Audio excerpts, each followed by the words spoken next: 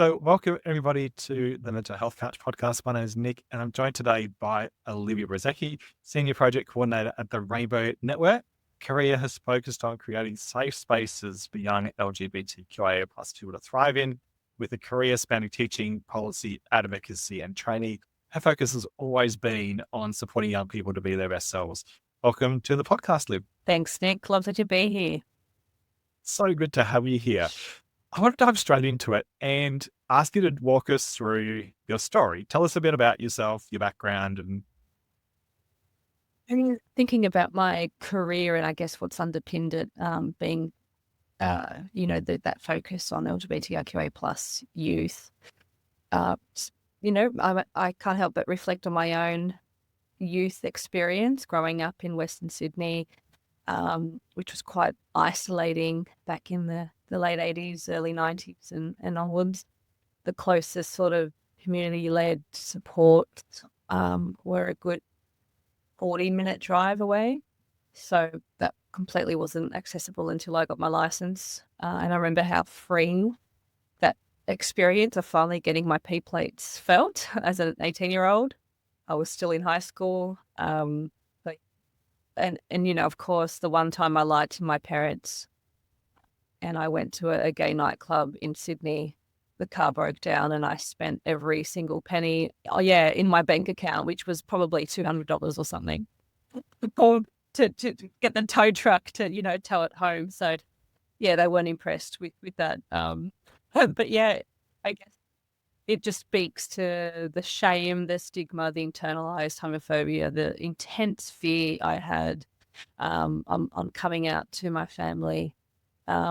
At that point, I was out to only a handful of friends. And I learnt the hard way, I suppose, through observation of how unsafe schools can be. With my gay best friend since year 8, Paul, who I just caught up with in Sydney the other day, actually. nice. Yeah, he was outed in year 7 and just copped, some pretty terrible bullying. So yeah, I learned the importance of keeping quiet and really flying under the radar. And that's exhausting, leading that kind of double life, or at It least, really is. pretending to. So yeah, when I think about the work that I've been doing for the vast majority of my career, 20 years now or more, it I guess with that in mind, in the back of my mind, it's important, I think, to give back to the community that has given so much to me. And, we stand on the shoulders of giants, and I think of all the amazing advocates before me.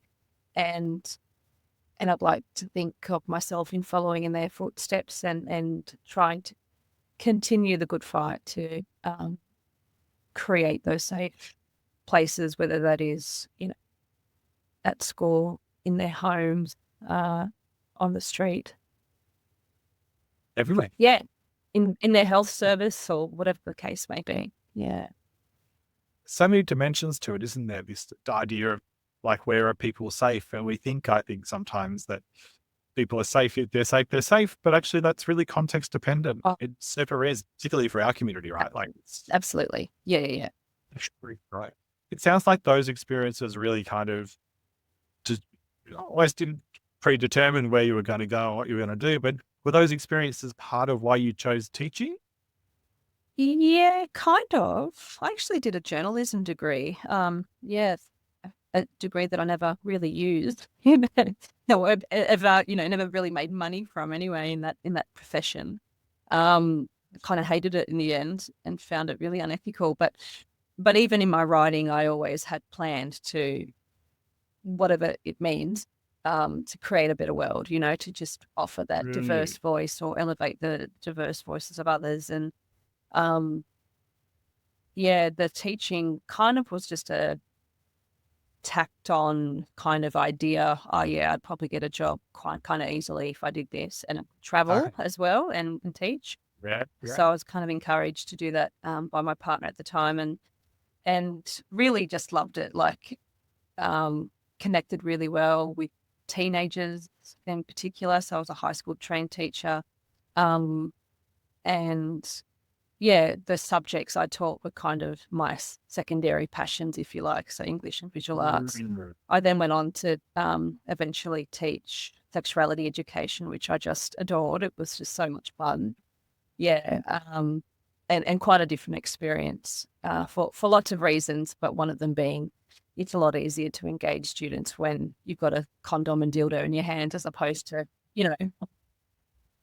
Emma or something. Yeah. Right. Yeah. Yeah. I mean, it makes so much sense when you say it like that. Yeah. It's funny, I did secondary teaching as well, and I was a bit the opposite. Like, I really had a great experience in high school in my design technology class, and I had a great teacher, and I was like, I just want to be a design technology teacher. So, like, the subject area was kind of first for me, Yeah. and teaching as an idea is like, I was like, well, I like that, but I think it was very much about like, yeah, having a role model or something that I could grab onto and go, yeah, I think I'd like to do that, and totally not understanding what the job was about. Yeah. Yeah. How The long, kind of how opposite long you're did you saying that it was, last as a teacher, out of curiosity? I never became a teacher. So Yeah, I never became a teacher. yeah. Yeah. And for me, as soon as I started to kind of resent the workload and the intense pressure from parents and the whole community, and it just became a bit of a drag. I thought that's my cue to leave. Don't do it for the young people, because there's so many not burnt out teachers, but teachers who just needed to leave. They're around me. Totally. Yeah. Yeah. So I only It's, did yeah. about 8 years or so, I think, all that. But I had some great experiences because I worked in, faith-based, public and independent sectors in rural, regional and metro New South Wales and Victoria, actually. So in that short period of time, I moved around a lot, but learned a lot Yeah. as well. And So you got the travel, the TikTok, you're yeah, like, travel around a bit. but also the advocacy bug, I think, was much Yeah.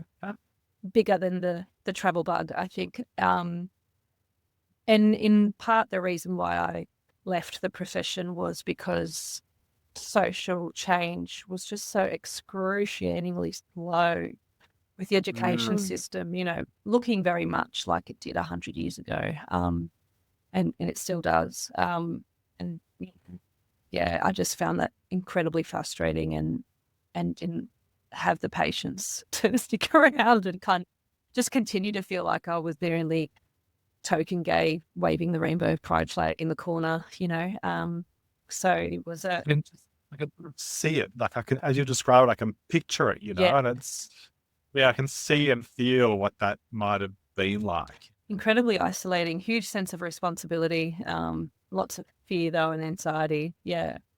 I was out to Really staff but not to students until the end of my teaching career as well. interesting. Yeah, so there was layers. There was definite, journeys in amongst that whole career. But yeah, I really welcomed feeling valued as a queer, inclusive, I don't want to say expert, but knowledge holder of some kind. When I became a sexuality educator, and just, my key job was essentially ensuring that what the educators did was inclusive and would speak to, same-sex attracted and gender diverse and intersex young people, which, as we know, is it's lacking, but things are changing, which is great. Incredible. I can sort of see how that, like, the journalism, you were talking about journalism, that's where you started, and that idea about communicating and reporting what's happening. I think about journalism, like capturing what's going on. And as you tell your story, I can sort of see ways that journalism skill set or interest would have kind of intersected with all of those experiences, kind of going, this is the way that now I can bring experience to the fore and Yeah, give to other people. absolutely. Yeah. And lots of transferable skills, of course, especially like in teaching, like public speaking, I can quite confidently present at a conference or whatever these days. And that comes from, teaching 259 boys how to put a condom on a dildo, like I just keep, whenever I feel nervous, I just think if I can do that, I can do anything. Literally what I was thinking. I was going to say, if you can do that, then you can Exactly. live right? Yeah. Is that funny? These little things we remember and how they show up. It's, I think Absolutely. everyone's got birds for that. Yeah. incredible story. I didn't know that about your background, so that's really been interesting. Bring me forward to Mhm, like now. Like, what do you do? So we met a few years ago, but mhm, more recently you've been working at the Rainbow Network, and mhm. I'm keen to let our listener kind of hear a little bit about what that's about. Like, what is the Rainbow Network, and what do you do there? How does that fit into the story it lives? I'm really lucky in that the Rainbow Network is quite not, what's the word? It can be pretty much what I want it to be within my skill set. And Mm. as long as it aligns with what the program is designed to achieve, the way I go about it is You- very much Oh, led by me, which is super exciting. But essentially, really? yeah, Rainbow Network supports the health and well-being of LGBTIQA plus young people by improving the practice of the people and services that work with and for them. So I guess I kind of think of it like, um, I'm not particularly as youth-facing as I used to be in former roles. I still Yeah, engage correct. young leaders, though, to influence and shape what I do and how I do it. But um, it's mainly about supporting the youth sector. So those who, like I said, work with and for queer young people across Victoria, and being a statewide um, peak body, I suppose, or program. It's a lot more strategic and a lot more kind of advocacy kind of policy-ish driven. I I do things to essentially enhance the profile of the great work that is being done by other incredible youth workers across the state. So, for example, highlighting their events and groups and so on our website, in our directories, or through our kind of monthly newsletter. Um, or Just trove those newsletters, by the way. yeah, Like, no, I know, it's so jam packed full of good stuff, totally. and it was like I, every time I get one, I'm I like, oh, look at that! Like, it's one of those ones I love getting. yeah, It's just same. And yeah, I've it's never so deleted one, and I'm talking years now of never deleting a Rainbow Network newsletter. So I'm not just tooting my own horn when I say that. And yeah, totally great. I collaborate really purposefully. So I call like the groups that I'm kind of helping to manage or oversee or host. Collaborating with purpose. Like we're working on a Mhm. specific project after identifying a gap, and developing resources or whatever needs to kind of fill that gap, whatever that is. And that's Yeah, that's a no, really exciting kind of, yeah, it builds on my partnership kind of skills, I guess, and connecting the right people, getting them in the room.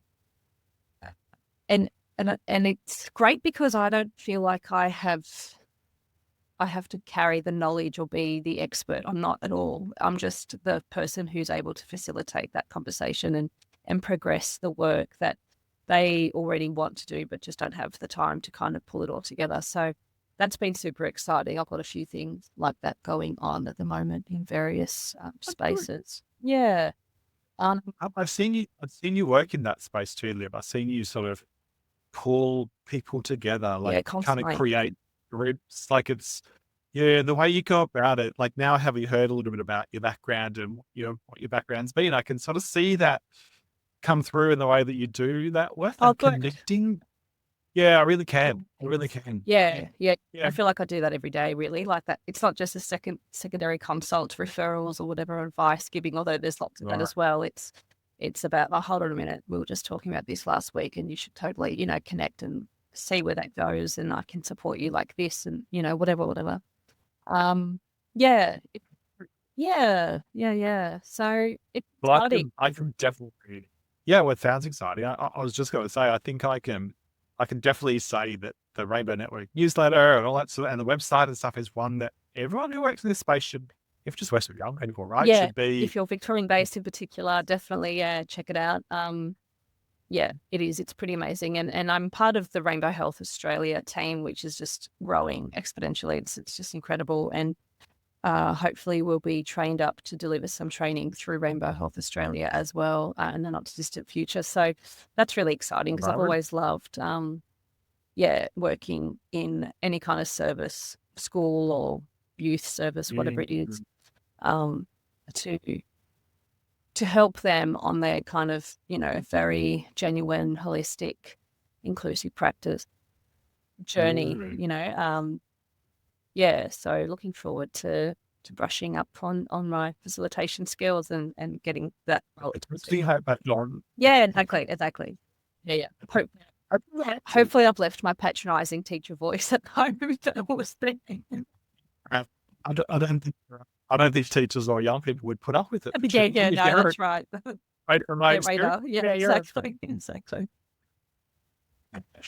I can hear how this role, like that you're in now at Rainbow Network, I can hear how it lights you up, like that it kind of brings all of your experience together in a very kind of self-driven kind of way that's authentic and meaningful to you. I can see it in that today. I know, I'm so lucky. I feel like this is honestly maybe the fourth time in my 20 plus years of work where I've seriously just sat back and thought, whoa, I'm in my dream job, it's amazing the opportunities that kind of arise when, really when you just connect with people in genuine ways. And, I think back, as a very impressionable 18-year-old and being told by someone who I still consider a mentor, all these years later,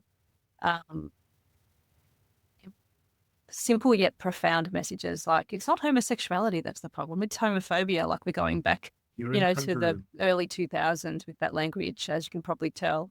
But that was huge for me. Like, that absolutely shifted my focus from the emotional turmoil that I was experiencing internally, to this outward-facing, community-led, I'm part of this community, what can I do to kind of enhance it, improve it, connect it, whatever, to create those safe spaces. So in many ways, those conversations and that connecting with others, particularly older queer people in my life, has really helped shape my career path. Amazing, incredible. So it sounds like you're in a really great place, like with your job and with the work, but there's got to be challenges. There's got to be that are tricky, right? So far right extremism, the global rise of hate and transphobia, and yes, all that really terrifying stuff, politically. I've learned, I guess, since working for Safe Schools Coalition Australia, back in like 2014, 13, 14, 15, quite firsthand, what it feels like, I suppose, when you know that you're so motivated to get out of bed in the morning and go to a job that you really value, that you love, that is positive, that you hear, saves kids' lives, to quote people that, have been impacted positively by it. And when that becomes a political football, it's quite, it's a really hard experience to describe. At the time, I was using the word surreal a lot. And it did kind of feel like walking in a dream or nightmare at any time of day, depending what was happening, whether there was like a protest to save the program outside your building, or, a hate call on the end of the phone, whatever. So, yeah, and I guess for me, that experience has really helped inform what I do here. Like I said, supporting, I guess, the youth sector more broadly is a key part of my role. And the anxiety and the vicarious trauma, the burnout that I experienced in the past in various roles and for various reasons, has really helped kind of inform ways in which I can, I guess, get better at self-care myself personally, and make sure that I, maintain a good, healthy work-life balance, but also sharing that knowledge and connecting other experts in that kind of self-care, trauma-informed, counselling-ish space, with the queer workers or even youth workers who work with queer young people, has been really exciting. And that's another kind of little semi-project that's just applied for funding, and so fingers crossed for them that, yeah, we can kind of support that whole process. Yeah. I think your comment and experience in that burnout space, I think it's the work that, I mean, you're much more focused on the rainbow. You know, we have rainbow programs, but we're not as enmeshed in that world. You are in your work, and I think as I talk to people who are in wholly kind of rainbow just roles, where all of that stuff's just coming through the door 24/7, that kind of burnout is really common. It's a common story that I hear, and I think they've got a particular kind of flavor to it. You know, like Absolutely, yeah. the community is experiencing that, but we're also part of the community. Yeah, totally. There's so much layers and complexity in that, isn't there? And I think like we just don't get to go home from that sometimes. No. So like I think it's probably like that's you know, right. but yeah, I think it's got personal, a particular pattern. absolutely. And that's I guess the constant struggle with anyone who works in this sector, who's part of the community, anyone with lived experience who works for the community in which they serve. You know, the personal is the political is the personal. It's impossible. I've learned it's impossible to disentangle the two, so I don't try anymore, but I am mindful of it. And so, like I said, yeah, employing good strategies to help manage that. And keeping in mind too, like I didn't mention this in my intro, but I'm hyper aware, I would say, probably in an unhealthy way, of poor mental health. My family history is riddled with various mental health conditions and diseases and so on, and illness. I'm kind of hyper vigilant, and so when it's getting politically heavy at work, and I see my colleagues start to kind of break down a bit and experience that burnout and vicarious trauma, you know, it's alarm bells. And so accessing supports early is something that I'm always on the front foot on. It's pretty good, yeah. I think it's yeah. really important. And not just, you know, to access help when you need it, but to actually access it always so that you can maintain good mental health. I think that if you have access to it, if, you know, if it's affordable and. Yeah, you raise a really good point. I think we're really good at responding when something's happened. You know, we're really good at responding when we see something's happened. But I think in some ways we can be better at that kind of like early, kind of not even early intervention, just kind of going, you know what, there's a whole lot of crazy stuff that's happening in the media at the moment to do with our community, for example, and going, that's something that I need to have in my thinking right now because it's close to home. It's that sort of like, I don't know if it's, but it's like preventative kind of ensuring you're down at the, you know, in the green end of the continuum that we're so fond of, you know, just those things early, right? Yes, Because, exactly. and I guess that's what I was meaning before. It's like, because that's happening, those things are happening to and for and in our community, and we are in and working in that community, we don't get that choice to like go, that's not going to affect me. It's like, well, of course it's going to. Yeah, of course it's going to. And if it doesn't affect us directly, it's affecting someone that we work with or someone that we support or someone that we want to advocate for. Yeah, it makes so much sense. Totally. When you think about sort of mental health in the work that you do, like, you know, whether that's mental health or mental illness or mental health problem, you know, whatever language you put on it, how does that sort of fit into the work of the Rainbow Network? Like, how does that kind of show itself as a theme or a kind of area of focus? It's changed over the years. Initially, all HAY partner organisations, of which Rainbow Network is one. So HAY just stands for Healthy Equal Youth. It's a funding stream, I guess, that's been going for about 15, 16 years now with the big government. Sure. Yeah. Initially, for a long time, it came out of suicide prevention. So, you know, that in itself speaks volumes as to what the priorities are when addressing health inequity. Well, with LGBTQIA+ young people. It now, and I think thankfully, I think it's a good thing. It sits with a team called Diverse Communities that look at, various different communities, including LGBTQIA plus communities. So, and I think that shift is important because obviously you're not going to be mentally ill just because you're part of the LGBTQIA plus community.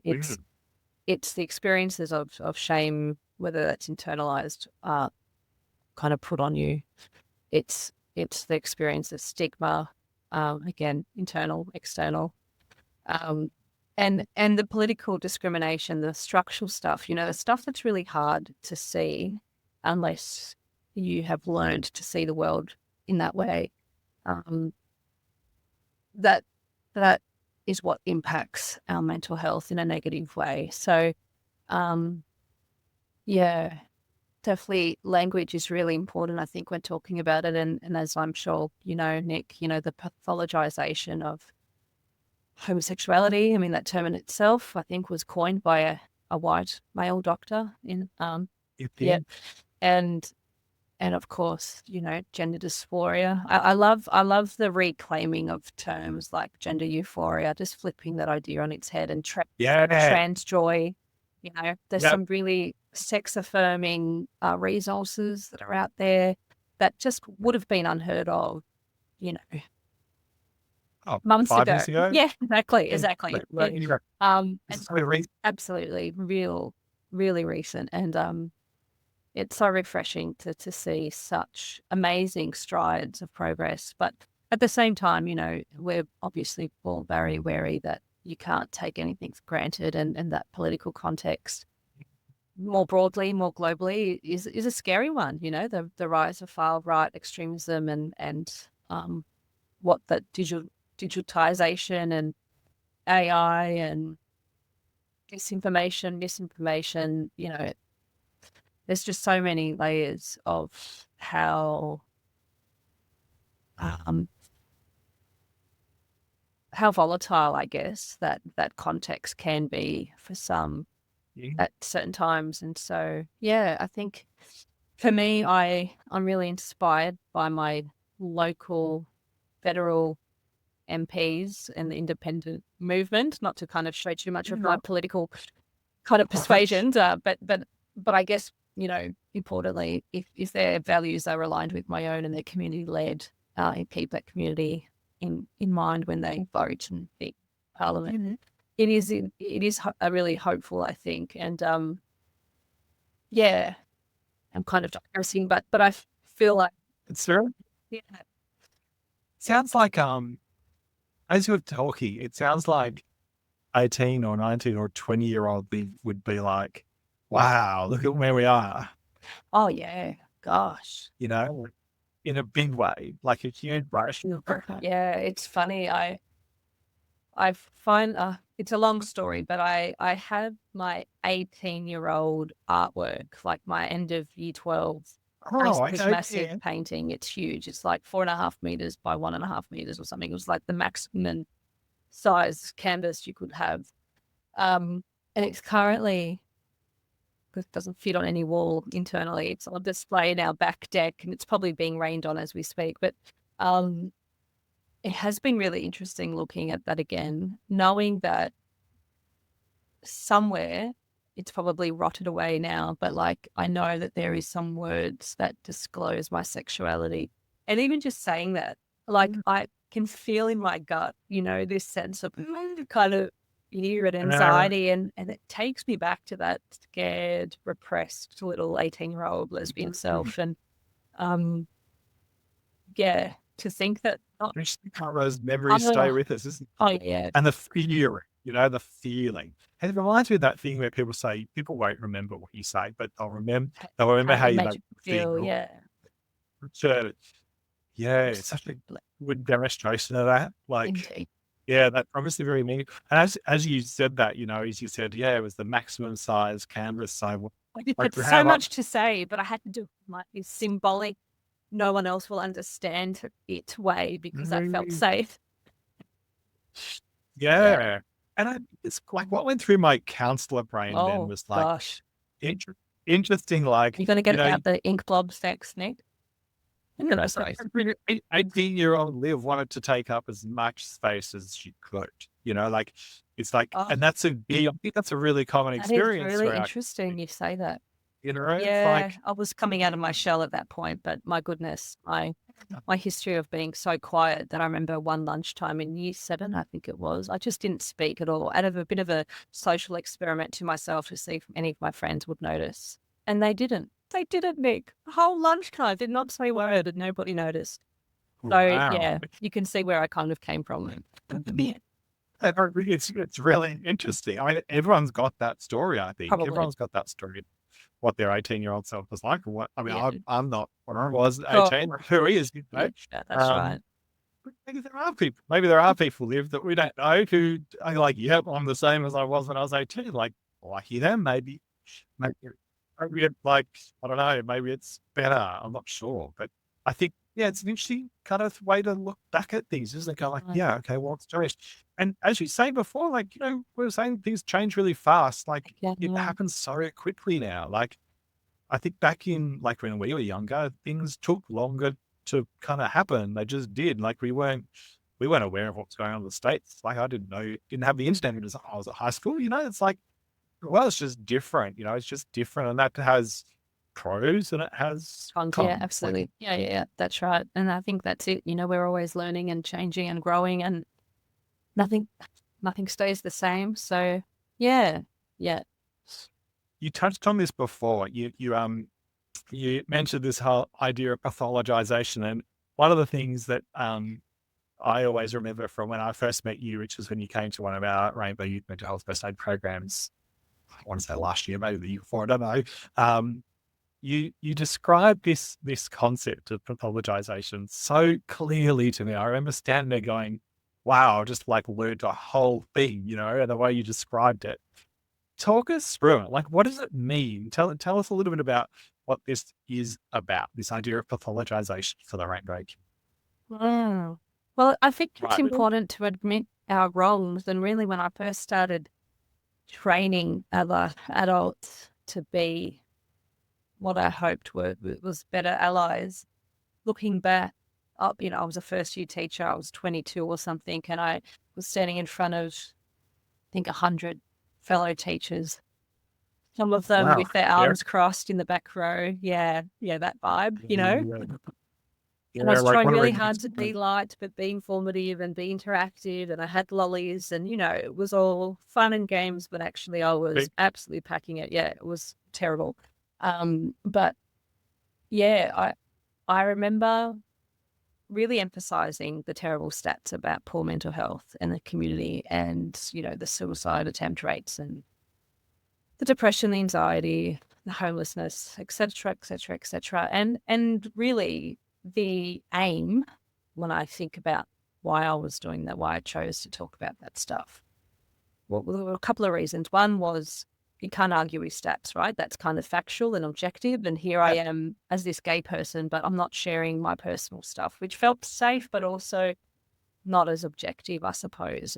And so there was that aspect. But underneath those stats really emphasizes feelings of pity and sympathy. And that those were the feelings that I was kind of evoking, at best.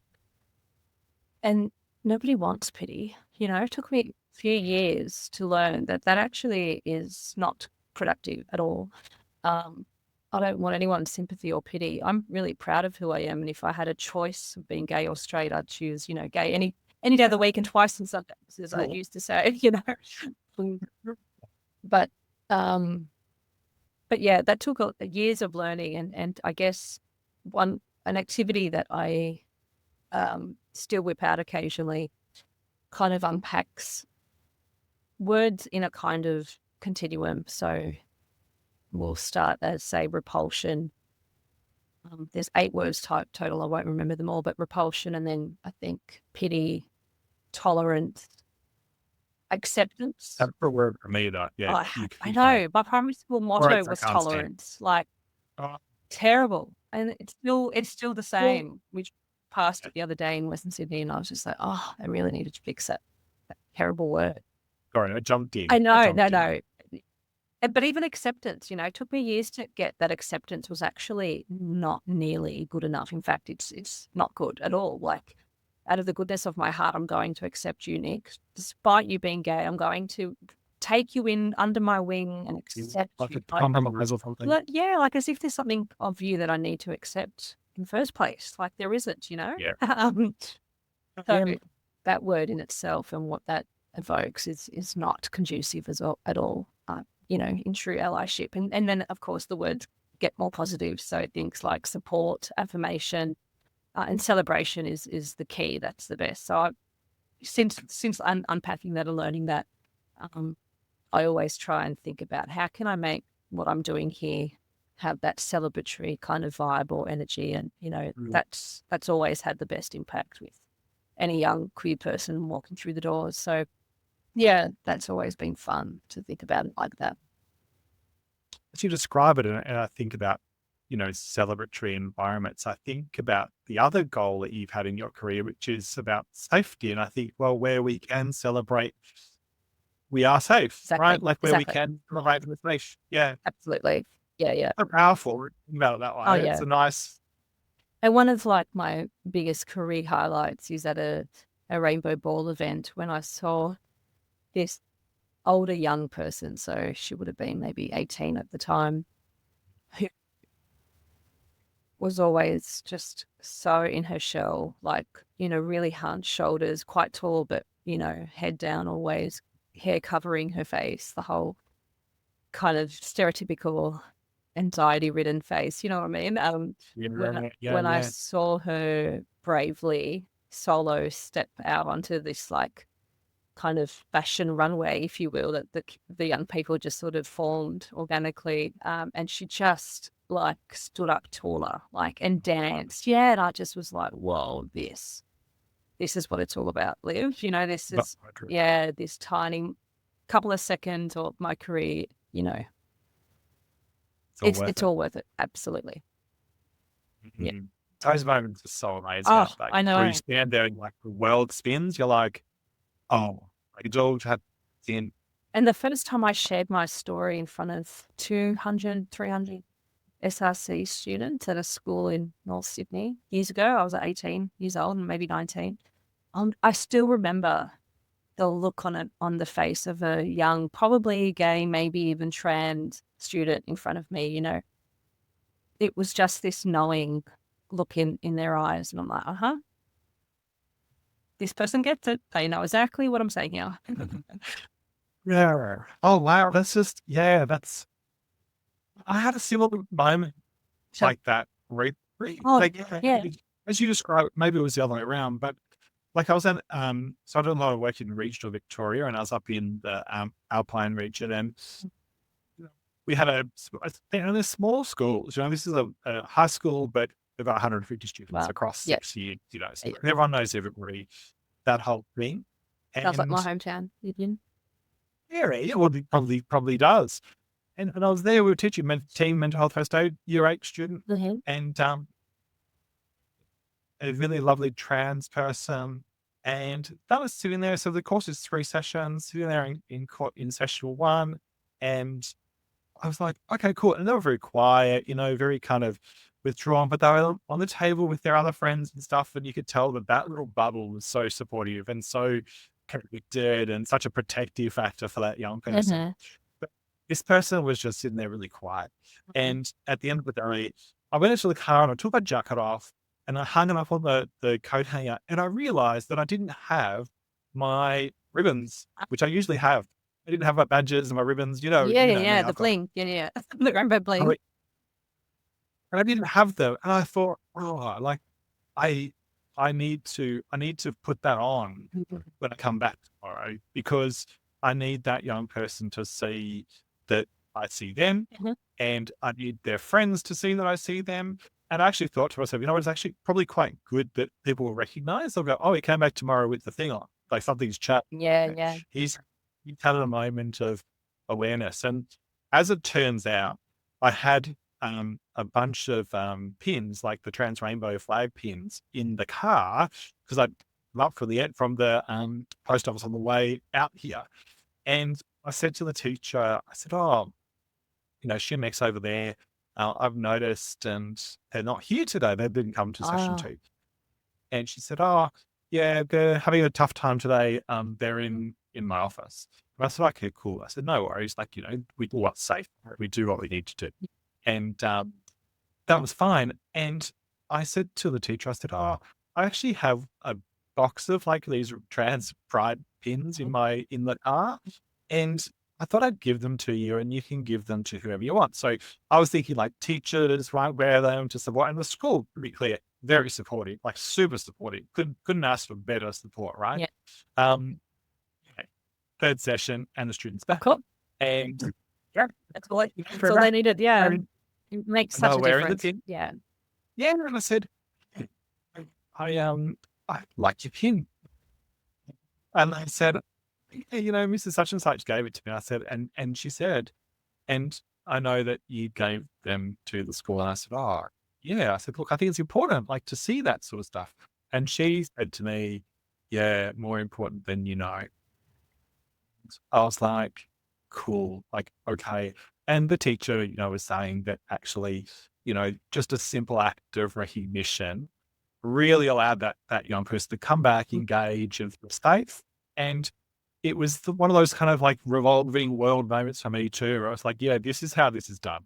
It's simple stuff. It's just simple stuff, but you have to be able to see it. You have to be able to create that opportunity for people. Absolutely. And it will stick with me a long time, that memory, Yeah. because, yeah. And as I looked around, all of her friends had the pins. Of course I did. Like so good, right? So good. Yeah. I know. And Those little, like, I'm live for it. looking at my rainbow progress earrings that I had on yesterday. I'm wearing my Aboriginal locally made ones because it's NAIDOC week, and I every day at work wear my trans pride, and my latest edition is sticking a intersex flag on my lanyard. Yeah. Cool. Yeah. These things are important. Super important. These signs are important. Yeah. That's right. Amazing. And you don't need to be an expert and 100% confident that everything you say is going to resonate and be inclusive or whatever. I think the fear of offending is so real that good people just don't do enough good work because of that fear. So it's important to just acknowledge our flaws and press on.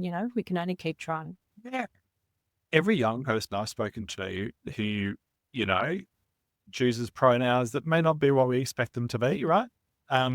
Will say, I don't expect you to get it perfect. I just expect you to try. Exactly. And if you notice that you've misgendered me or used the different pronouns, just go, sorry, and try again. Literally, that's all I've ever heard people wanting to do. And it's my experience too. Totally. Like, if I ask for something, I just want people to try, like I want people to try. Absolutely. And that's all we need to do. And it makes a massive difference, which is why we're talking about it, right? It's like, yeah, just try it. Exactly. Just give it a go. That's right. Oh, amazing. I love that story, Liv. It's a really, that story of that Likewise. person. Thanks for sharing yours. Yeah. It's great, isn't it? Those little moments that just make you think, oh, yeah, I'm doing good. I'm doing good. Yeah.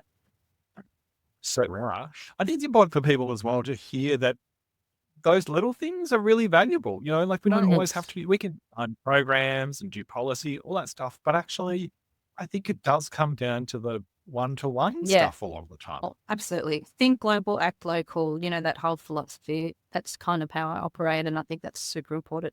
And kind of tying the two, I guess, topic of self-care and avoiding burnout and the rainbow bling, as I refer to it, together. And that's one of the ways that I try and switch off and switch on work mode. So when I come to work, I get all my rainbow stuff on the lanyards, the badges or whatever.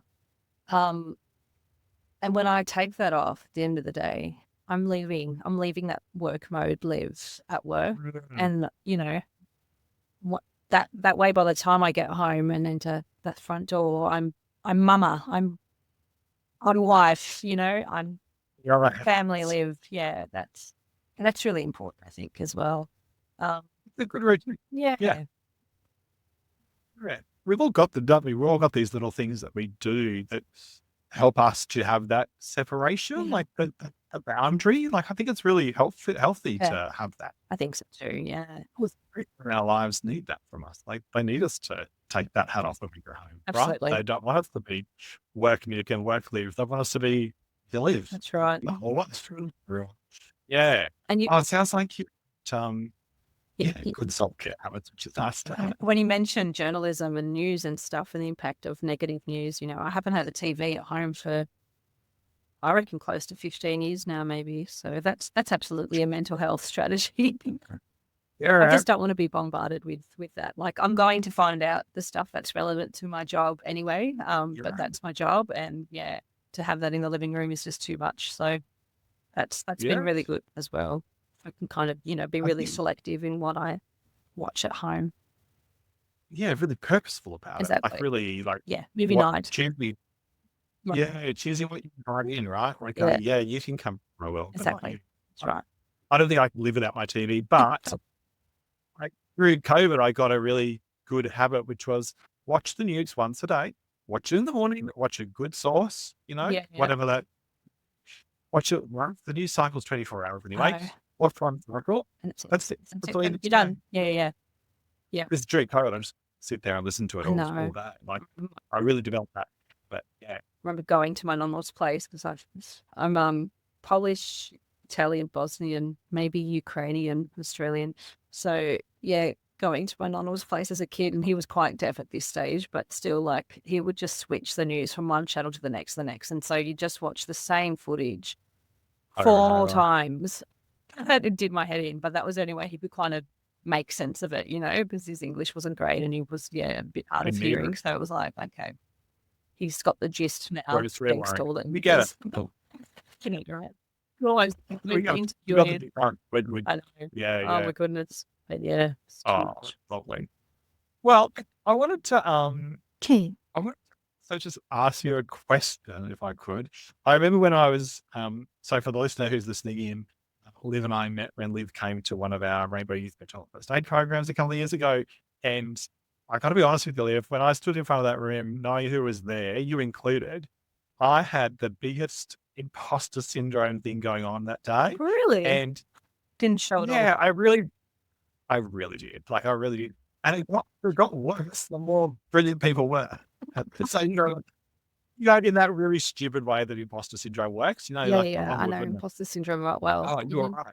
Your brain goes, oh, you're right. Like, look at all these amazing people. And so I'm kind of curious about, you've got such a depth of experience in this space, in the community, in the rainbow space, in mental health awareness. As you talked about, you've got lived experience, personal experience, as I think a lot of us do. Mm-hmm. I'm really curious about what that environment there was like for you and what it kind of did for you, like coming to that program where a lot of the stuff I think probably wasn't very new to you, but maybe the content or the context was perhaps. I'm just curious about that because there are so many people in that room and I'm very lucky in my work that I get to work with really skilled people. Mm. I just thought quite often about, like, am I possibly going to be able to teach you? Like, what am I going to be able to do for you? You don't already know, right? No. Do you reckon from people's perspective, I don't get to sit on the training room tables very much or the seats very much. I get to hurt a lot. Yeah. But what that was like. Like, what was the reason? I don't know. Yeah. First of all, can I just say that, I definitely suffer from imposter syndrome myself. And fortunately, I did like an annual community leadership program a few years ago, which delved into various topics, including imposter syndrome. And one of the things that I do in my career, I guess, is think about the most inspiring, fierce advocate. For me, it's Star Lady. I'm sure you've met Star Lady. Like, I'm talking about, she's just incredible. Yes. She's been on TV. and she grew up quite local, actually, and is back living in a region of Victoria at the moment. So, whenever I feel, I guess, like I'm not a good enough, strong enough, fierce enough ally, I just think, what would Star Lady do? And I just sort of like imagine like stardust falling on me and, superpower sort of stuff. I've said this to her at an event that she hosted that I organised not long ago. She loved that little intro. I love that. Thank you. That's a good in this space, in any community, really, you come across such incredibly amazing, fabulous people and mentors. holding on to their inspiration, I think, is important to help dull that imposter syndrome that we Yeah, I might feel. agree. But also, yeah, just acknowledging that we make mistakes and we're all flawed, like we said before. I think that's important. But as for the program, the mental health first aid stuff, I did do a very short, comparatively, like a few hours or something around accidental counselling in the past, and that was helpful. But a 2-day course, so much more depth of information and knowledge, and interactive, case informed, like activities, group activities, unpacking stuff.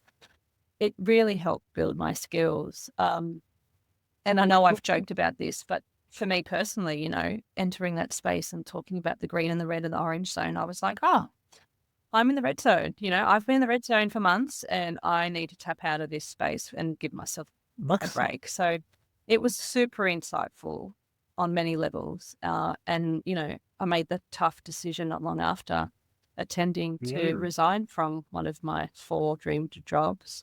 But I really needed to, and having that 5 or 6 months off, being so fortunate that I could afford to, and just spending so much time sipping tea on the hammock with my Jack Russell in my lap, and taking care of the little one after school, and all that stuff. Yeah, it was just what I needed to kind of repair my soul for the world and re-enter the workforce and opportunities, like I said, kind of, I don't know, the earth tends to provide. Well, it has for me. I'm incredibly fortunate. And I feel like I'm exactly where I need to be this point in time, which is pretty amazing. No. I don't really hear that. It's so lovely for you. I think you deserve that. Oh, everybody does, really. Yeah. So yes, I agree with that too. But I think, to go through a period where that belief is tested a bit, to come to a point where you're like, yeah, actually, this is good. It's good. It's lovely to hear. Yeah. It's super lovely. I'm so happy feeling you. Yeah, that's really nice. Thanks, Nick. You're pretty. All right, it's cool. Let's wrap up. I want to throw the kind of microphone to you. Is there something you'd like to tell the world? Anything, or tell a particular person that might be listening? It could be anything. I'm going to tell them they should all jump onto the Rainbow Network website and subscribe to your newsletter, which is way down the bottom. That button is not working. So I know my IT person is onto it, but if you want to be subscribed, send me an email, Rainbow Network. That email address is on the website, and I'll manually add you. That's what the message is. Pick the time being. If it doesn't work, if you try and it doesn't work, don't give up. Email me and I'll sort it for you. But yeah, what do you want to tell the world? I'm thinking of my wife, my gorgeous wife, Sandra. May or may not tune in. But if she does, I think she. What I haven't said so far is it's just really refreshing to be at this stage in my life. I'm 40 years old now, and over 20 years of career under my belt, and it is really nice to kind of like feel like I can do my job and do it well enough, but also leave enough energy for the other much more important things like family, in my world. So thank you, wife, for all your support. She's pretty incredible and an absolute joy to, mother our child together with. So yeah, It always comes down to the people closest to you, doesn't it? They make all. We need our bubble around us, don't we? Absolutely. Yeah. Oh, it's a beautiful message. It's a nice way for us to kind of round these out. But it's very great. A wonderful chat, Liv. Thank you for sharing and giving us so richly your insights and sharing what your life's been like. And it's been a real pleasure talking to you today and just knowing you and being professionally connected to you as well, of course. But thanks so much for coming on to onto our little podcast here, and we really appreciate it. And word has it you're going on a holiday soon, so enjoy that. I know. I'm tracing my family roots and going to see the little house, the dilapidated little house that my mother grew up in a little country town in Bosnia. So I'm super Oh, wow. excited. It's been so fun talking to my older Zias and Zios about the past, and they light up and get so animated talking about it. And many of them are not well enough to travel back, and so capturing some great photos and maybe Great, make new great book in story. the future for him. Yeah, I'm looking forward to all that. Sounds like we'll have to do another Oh conversation when you're goodness, back. yes. Brilliant. Thanks so much, Nikki. Right. Yeah, Travel gratefully. Thanks again. no worries. Have a good one.